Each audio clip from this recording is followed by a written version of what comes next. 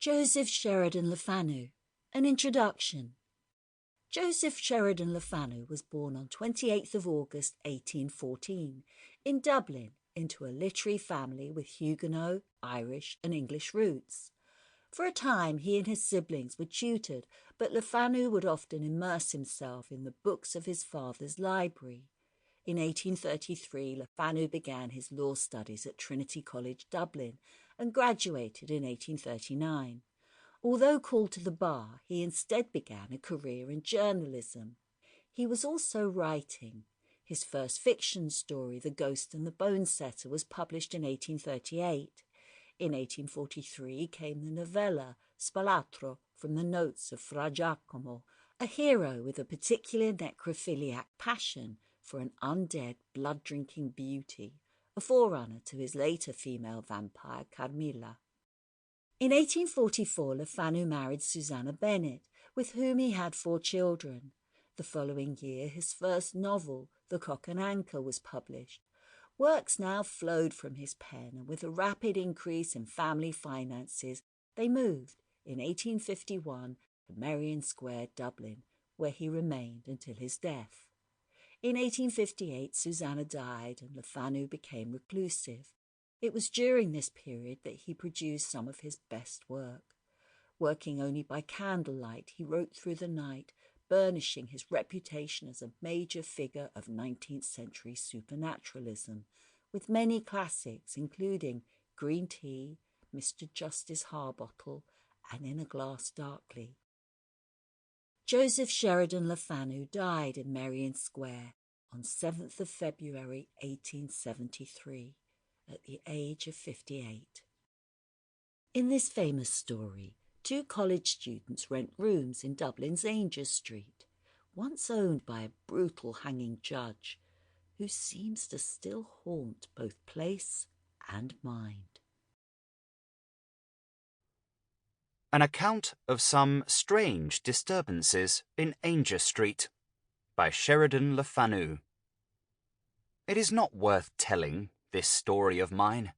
At least, not worth writing. Told, indeed, as I have sometimes been called upon to tell it, to a circle of intelligent and eager faces, lighted up by a good after-dinner fire on a winter's evening, with a cold wind rising and wailing outside, and all snug and cosy within.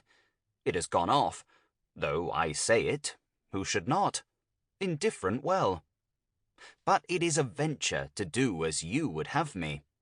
Pen, ink, and paper are cold vehicles for the marvellous, and a reader decidedly a more critical animal than a listener.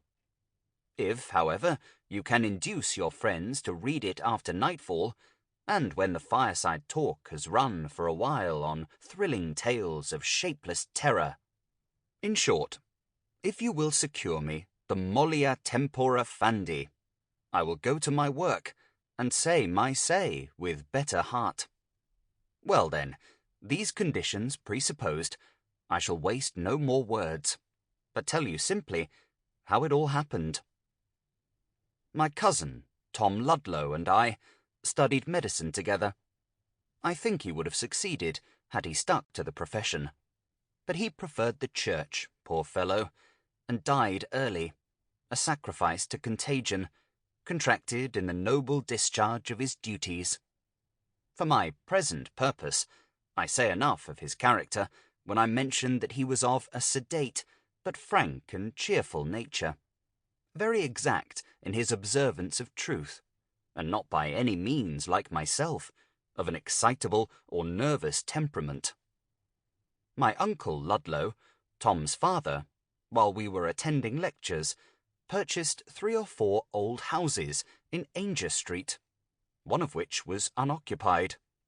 He resided in the country, and Tom proposed that we should take up our abode in the untenanted house, so long as it should continue unlet, a move which would accomplish the double end of settling us nearer alike to our lecture rooms and to our amusements, and of relieving us from the weekly charge of rent for our lodgings.